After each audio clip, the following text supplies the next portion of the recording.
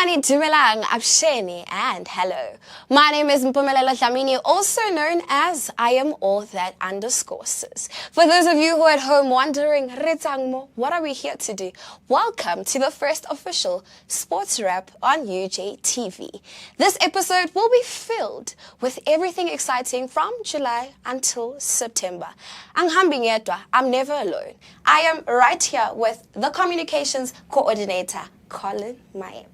Thank you for having me. And on the other side, I have the social media manager, David Soto. It's a great pleasure to be here. Thank you very much. Well, before we jump right into it, I want to know, from July until September, what is the highlight? Well, for me, the highlight would be that 5 UJ sport teams have reached finals of different competitions. It's been very exciting. I think this year has been one of those years that we've seen our teams go all the way to the finals. I'm talking about the varsity football finals, both the men's and the women's teams reaching the finals. In the USAs, the basketball team, the men's team, rugby's team as well in the USAs, the netball team as well. So 5 teams reaching the finals this year in a space of 3 months. For me, that's outstanding. Most definitely. And Mr. Cameraman, what's the highlight for you? I think for me, it would obviously generally seeing the progression of UJ sport teams in various competitions and divisions. You know, that speaks a lot about the system that we are running in terms of high performance. But social media wise is getting positive numbers, which is growth. That means we are talking to the right target market and we are getting the feedback that is necessary that we need. So growth in terms of numbers and engagement on social media.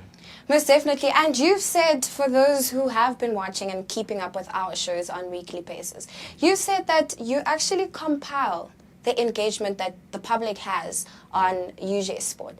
Have you seen a massive difference, a massive change, especially with these finals that we have? I have. We have 3 different categories, if I can put it: league, USA tournaments, and varsity tournaments. So we get most engagements during varsity tournaments because that is where they are mostly more exposed and the fans are more inclined in terms of to the players who participate. So it just depends how you approach it, but definitely we do get great numbers during tournaments more than league. Most definitely. And having a look right there, we had the men's, senior men's UJ rugby team finish second with a silver medal in 2023. Joined not only them, but also the women's netball side also qualified and won the B division championships. These were all held in Durban. So from your perspective, what could you say was different this time? Well, it was exciting having 3 teams compete in the city of Durban. We've got both the men's and the women's teams for basketball. The men's finished as champions, of course, and the ladies finished in 4th position. And then we also had rugby there. It was just the men's team. They went all the way to the final and only, unfortunately, lost to Matis in the final. And then we also had the hockey teams, both the men and the women's. The men finished in 5th position and the women's finished in 6th position, which were just notches up from their last year's positions this year, which means they've actually improved from how they used to perform in previous years. And then, of course, during the USAs in Cape Town, both the 2 UJ netball teams winning in Cape Town was the B team finishing as gold medalists and the A team finishing in 4th position. And that is very important because they are still in the Super League or the Super Division, as they call it in the USA terms. And most definitely, I am quite enthralled about all these results. I just want to slightly jump into netball right now. You know, you were part of the process from the beginning, from USA until now, where women have actually qualified for the first time ever. They've qualified to become finalists. How does that make you feel? I mean, besides the excitement of being part of the team, but now you were able to take it through with a lens. I think being part of a team that reaches the finals is sort of an inverse reward because working behind the scenes, most of the time you don't really get spotted or rewarded. So it really feels good to be able to also carry the team from behind the scenes in terms of creating content that helps the team have presence, in the people's faces, because people do rely on us providing information to help the team to be out there so that they know what's happening in the team and whatnot. So I think it is very rewarding to be able to be in charge of that aspect of the team, where people can constantly engage and know every step of the team, where are they and what's happening and what's next. And Colin, on from your side, semi-finals were quite tough. Yeah. It was a tough Monday. Yeah. Well, the level of competition in varsity netball is quite high. To see the UJ team go all the way to the final, I think it's not an easy feat. They have done tremendously well. They started off on a back foot. Yes. At the first bumper weekend at Vets, losing to the universities of Pretoria and Northwest. But the exciting part is that the loss wasn't with a big score. So they gained bonus points from those two matches, having lost with less than 7 points. According to varsity netball rules, is if you lose, say, 35-32, the losing team gets a bonus points because you didn't lose the match with a big margin. So then they redeemed themselves in the second bumper weekend at UJ Soweto campus.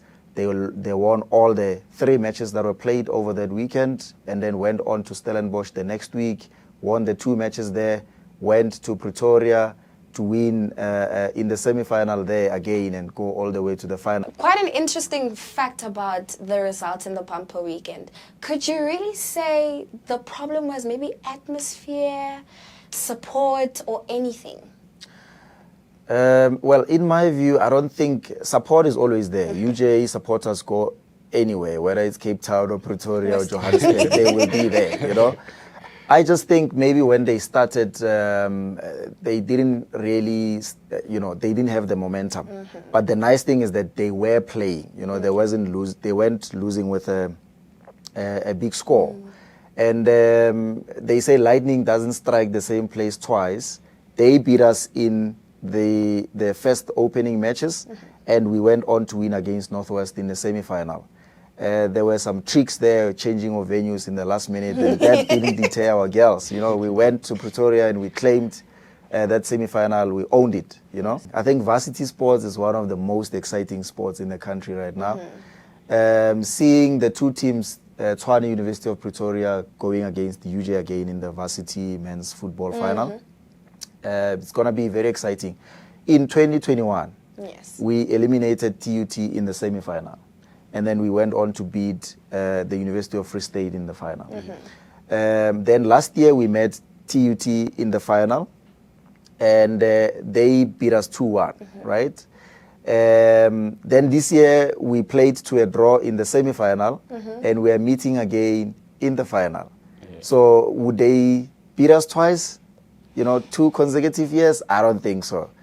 Coach Karabo must just do something there. Give us, bring the pride to UJ. I mean, TUT is going to think they've got an upper hand on us if they win this one twice in a row. No, we can't allow them to do that. Most definitely. It's vice versa. We want it this time and we want it more. And there you have it once again. From a lens, take us through. I think playing the same opponent numerous times, obviously things start to become predictable. Yes. So I think from a content perspective, spending a lot of time with the teams behind the scenes, you get to foresee a lot of situations. After the round robin game, the TUT coach said they are going to Cape Town to win and they're going to come meet us in the final. And it's happening. But I think for me and my team, for social media, it's all about creating the hype around the 2 teams. Automatically there is hype, but we just have to sort of, anchor it and just make sure it's consistent until the game happens. So it's we have to reflect on the previous games and use stats and look at the numbers and what do they say, so that we can keep people engaged and build the interest to come to the stadium, because definitely it is one game to watch live, not on TV. You need to come to the stadium. So yeah. There's you trying to encourage everyone to actually be at the stadium. The capacity. I actually want you to take me through the excitement from the change room, from the day before, when you post the warm-up, saying we are going to the final. How excited do you really get? A lot, but I also do get caught up in the anxiety and the chills. But the process would basically just be like, letting people know that the team is at training, so taking pictures or videos at training. On game day, letting people know the team has arrived, either using picture or video content, covering pitch inspections when the team is singing or when they're eating, doing pre-game interviews with other the fans of the teams, and then doing change room coverages if needed or if we want to. So things like that, just to take people through the process, because a lot of people just know kick off the game, they leave, but taking them behind the scenes actually gets them more attached because it feels like they're spending time with the team. So that is what we look at when we approach a game in terms of our content creation. And I am so excited and thrilled. Lightning does not strike at the same distance. That is one thing I will use all this time, and hopefully our score predictions will excite us even worse. Will, for me, it sinks me down because I'm worried. Not bad worry, but we were in the same position last year. I'm quite anxious, and yeah, we will see how this one goes this time. But most definitely, score predictions. Let's hear it.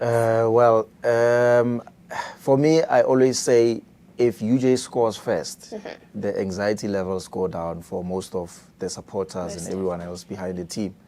They also get to play their game in a more calmer manner than to, start scrambling for other plans to try and reduce the deficit if the opposition scores first. But I think what they need to do in the final is score first.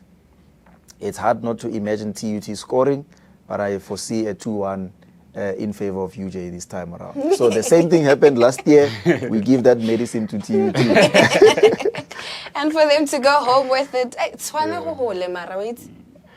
I think it's a 1-0 win for UJ or 2-1. Looking at how TUT plays, they mostly score from set pieces or from mistakes in the box.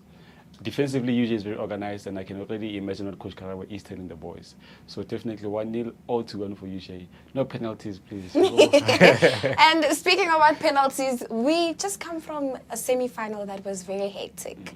With NWU, we faced at the beginning of the Robin round with an all-nil draw for everyone. As well as now semi-final, we meet them once again. Repetition of NWU this past week, it's been tough. But also another semi-final with a 0 draw, but also a penalty shootout. We took it with 6-5. 6-5, yes. How anxious were you? I can imagine. I can really imagine.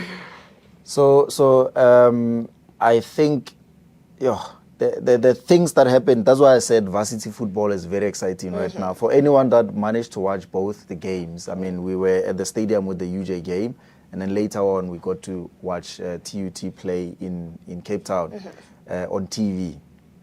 Both teams finishing the match on penalties. It was very interesting to see how the UJ team took their penalties.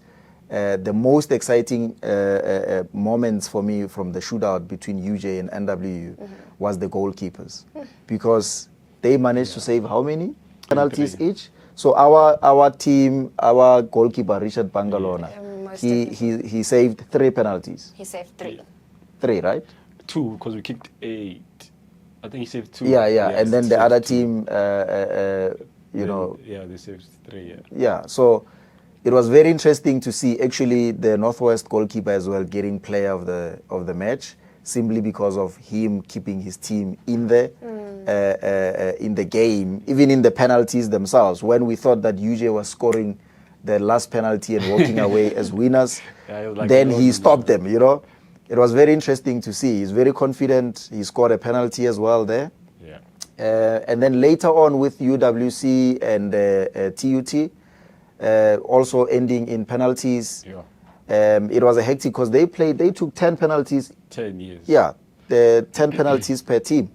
So it was very interesting there. And unfortunately, that last kicker for UWC, the TUT goalkeeper went to the right side, and then he managed to parry the ball away. And then TUT emerged the winners. But you could see all the teams, everyone was just holding their breath. It was it was hectic.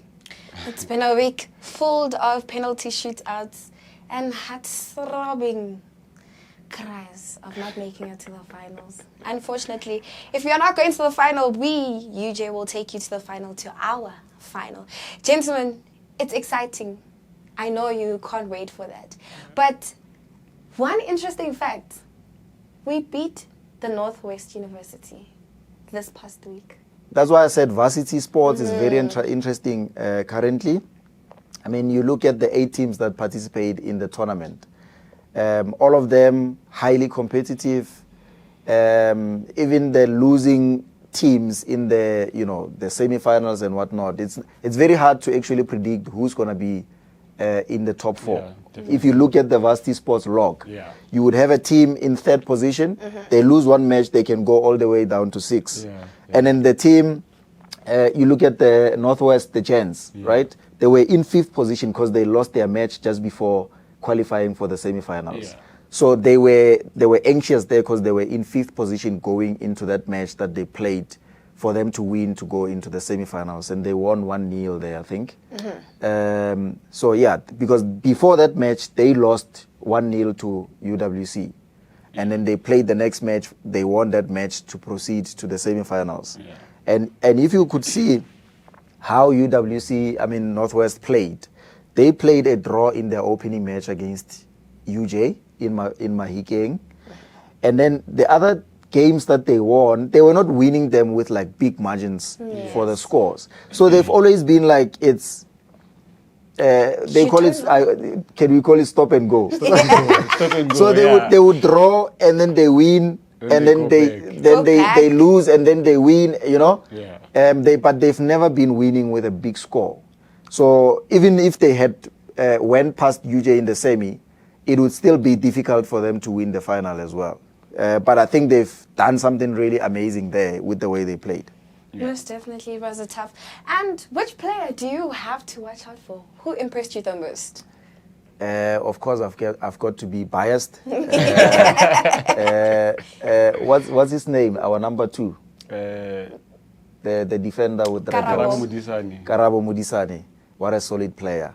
He has done extremely well. Of course, he's got the support of the captain, Makoti Maselesele.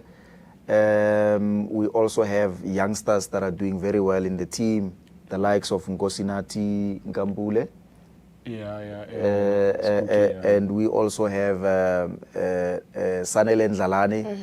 I mean, UJ is doing very well, but number 2 for me, I think that's the guy to watch. Lucky number 2 it is. It's very difficult to pick because of how the squad is very balanced. But for the purpose of this conversation, I will go with Ntokozo Matobela, number 3.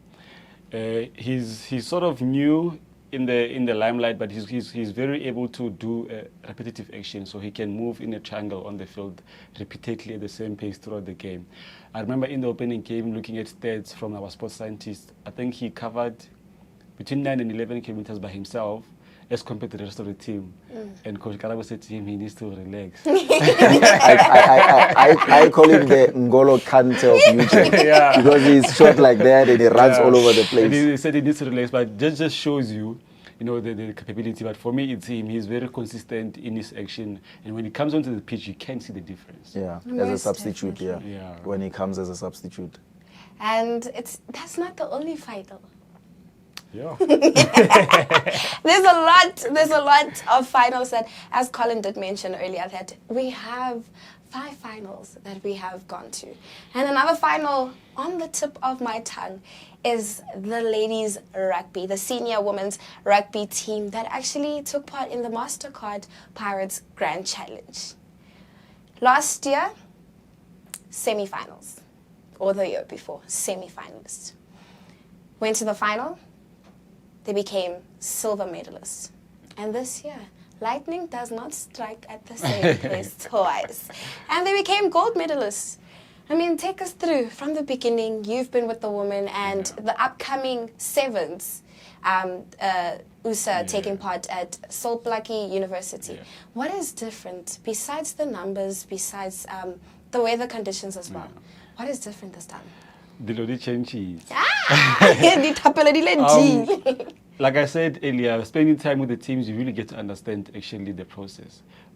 With the women's rugby for UJ specifically, every year we actually do get a lot of new players, which is good for the system, but maybe also a bit, because you have to start from scratch most of the time, and also with our coaches being involved in provincial structures.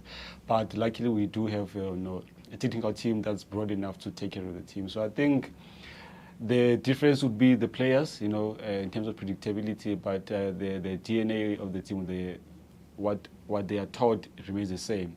So I think they did really well for themselves at the MasterCard final. Obviously Pirates and UJ, it's almost like a derby for the ladies rugby. So they knew what it took or what they had to do to win the tournament, which is what they did. I think building up to the USA, that was a great momentum builder, and we can definitely expect them to step up from there and end up finalists at USA Sevens. I think they're gonna meet Mattis in the finals. Yeah, I think they're gonna meet Mattis in the finals. Interesting one. Keep that in mind. Well, for me, I think it was very important for them to win that, because when I spoke to their coach and their captain, they did indicate that they couldn't win it in previous years. And then for them to finally win it this time, it was a big deal for them. Most definitely. That couldn't come at a better time. As South Africa was celebrating Women's Month, they also got to celebrate Women's Month in style. Of course, combining with the UJ football team for the ladies, who went on all the way to the final. Unfortunately, they lost in the final there to UWC. But I think UJ still came up as winners, because our star player, Lusanda Mavundla, a first-year student at UJ, went on to become the player of the tournament there in Pretoria. And she was also voted player of the tournament, and she was the top goal scorer with 5 goals. And she was voted the Golden Boot winner. So, celebrating Women's Month in style, both the rugby ladies as well as football ladies. They did extremely well there for UJ. It's an exciting one.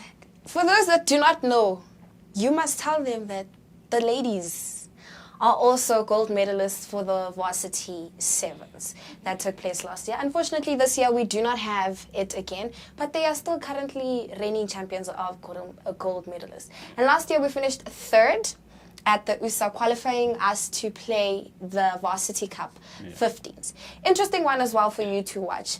The transition between 15s, 10s, and 7s. Unfortunately, with the ladies, we really have a small number of ladies. It's not as vast as the men's, where you can pick just a few to complete some of these. You need to use the same girls to complete the 10s team and to complete the 7s team. What could you actually say is different? Besides being different, what actually motivates these ladies? I think it's the love for the game, but also, the eagerness to play for the badge and also further their sports careers, as individual athletes. Because obviously, the bigger bar that they are aiming to reach is, representing the nation in national colors, of which we are getting athletes out of UJ to make it provincial and national. So I think winning the sevens, varsity sevens last year for the first time, it was a great achievement and a step for UJ.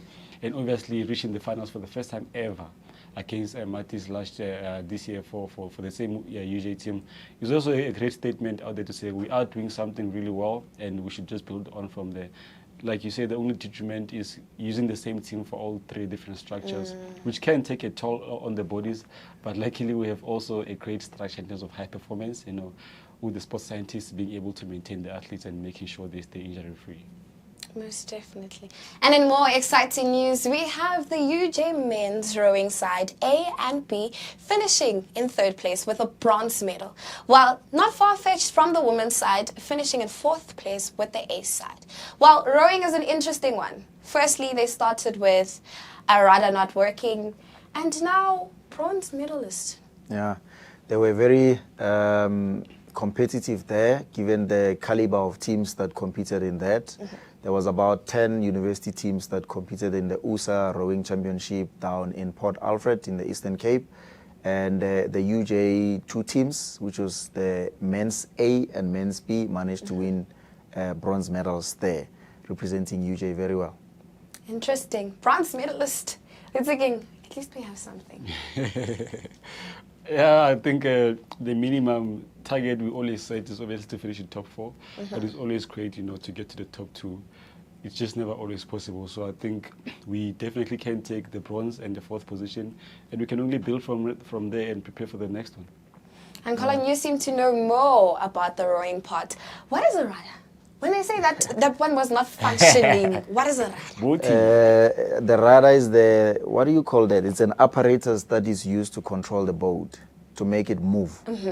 So they couldn't maneuver. So you can't maneuver very well if your rudder is broken. Yes. So for the men's A team, their rudder was broken from the start of the race, and they had to race for about 5 kilometers down the river.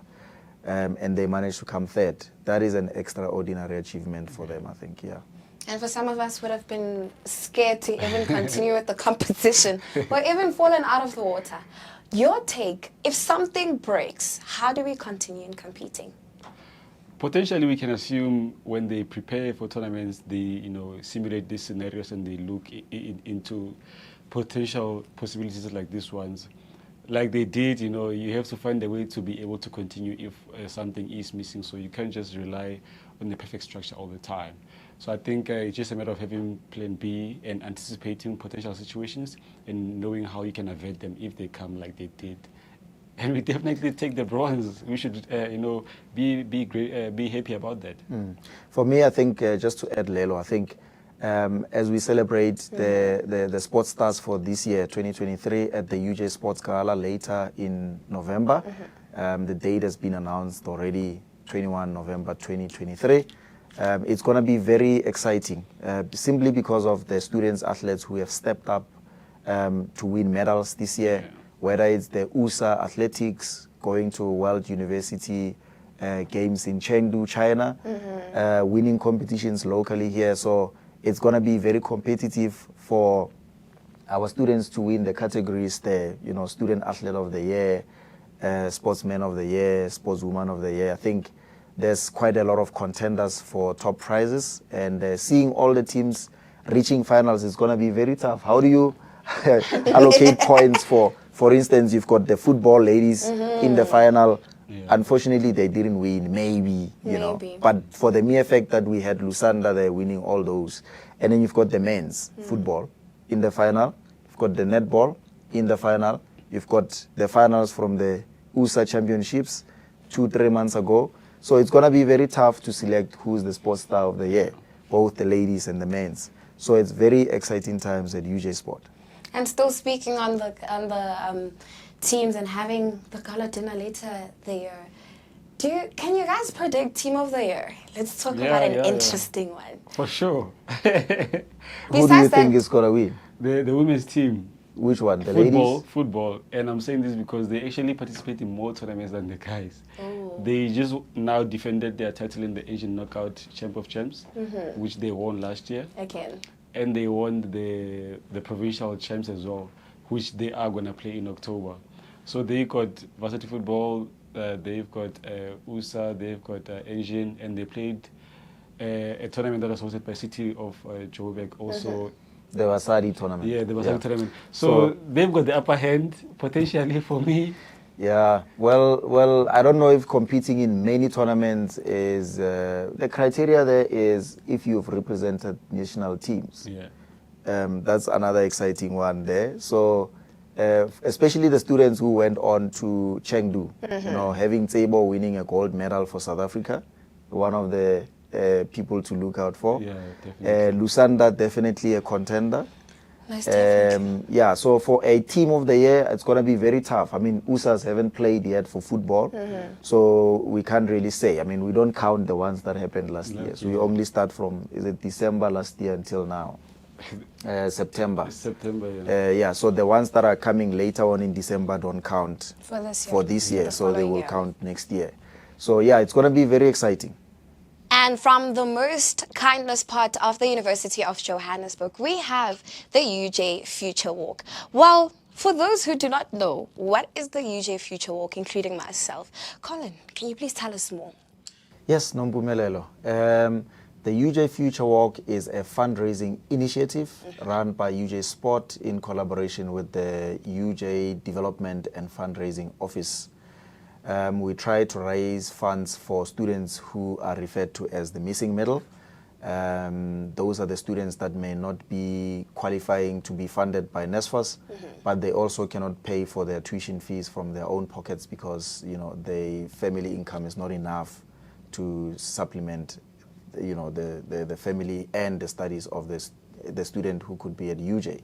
So we try to generate funds through the walk. So people purchase tickets to come and participate in the walk, and that money goes towards the fund. It's managed through the UJ SRC Trust Fund. So the money that is raised, whether it's R1 million or 700 Rand or 500,000, that money goes to the trust fund, and then it's allocated to students who cannot cannot pay for their own fees. So it's going to take place on Saturday, 30 September 2023. That's in 2 weeks' time. Next week, actually, Saturday. And we've got 4 categories of the walk. The first one is Nepi Dash. So if you've got a 2-year-old child or a 1-year-old child or 5 years, they can come and participate as well. Even those that are pushed on the prams or the strollers. They can come through. The ticket for them is 50 Rand. And then we've got a category also for people with disabilities, that those who can only walk 2.5 kilometers can do so at 100 Rand. And then we've got 5 kilometers for 150 Rands, and then 8 kilometers for 180 Rand. So the 5 and 8 kilometer, you can either walk or run. Okay. And that is going to start at the A.W. Miller Stadium, and then we meander through the campus at Bunting, and then we finish back at the A.W. Miller Stadium. The walk starts in the morning at 7 o'clock, and we want everyone to be there, whether you're going to walk or not. If you purchase a ticket, you'll be contributing towards the fundraising efforts of the university. So please buy the tickets in numbers to support the walk. Anyone from Joburg, whether you're young or old, you can participate. It's not only limited to UJ staff and students, so anyone from the neighboring communities can come through and participate in the walk. And that's most definitely the first time ever you're allowed to access campus without a student number or a student card or a staff number. But David, are you partaking in this? I am participating. I'm just not sure on which one. On which end, whether I'll be creating content or if I'll be walking or running. But the nice part is you must buy the ticket. At least buy for the 5 kilometer, you know. Yeah. Actually, I'll be there. Yeah, and not the nappy one, most definitely. So yeah, Future Walk, 30 September, A.W. Miller Stadium. That's the place to be. And I will make sure to keep you updated on a week-to-weekly basis. Please make sure to follow us on all our social media platforms. We are at UJ_sport as well as at UJTV. My name is Mpumelelo Dlamini, and to the gentlemen that have joined me today, gentlemen, I am as nervous as you are for the final, but I am really looking forward to the final. With your score predictions I've written them down. We can make a bet on those if you want to as well. Most definitely. And any words of encouragement to your fans? We have a big supporting structure. Oh my goodness. I don't think any university has seen this before, as well as our mascot. Oh my God. Very exciting. For me, I think instead of encouraging them, I would like to thank all the UJ fans for making time to go to the stadiums, traveling with the teams to different places in the different tournaments, especially varsity sports. It's been very exciting this year. We've had a number of buses, about 6-7 of them, going to Pretoria to support the ladies in the football. We're doing the same with netball, and very exciting. So thank you to them. I think anyone who wasn't at the football semi-final at Soweto last week missed out. There was a band. There was NW tried to bring a few people there to contest, but unfortunately they were swallowed up by our crowd. But it was a very exciting match. It looked more like a final for me, the way it was so packed and the vibe and the singing and everything else. So shout out to the UJ Orange Army out there. And it's been nothing but exciting conversations all around the table. My name is Mpumelelo Dlamini, and be sure to join us on next week's episode. This is Sports Wrap on UJTV. Until next time, re tla le bone.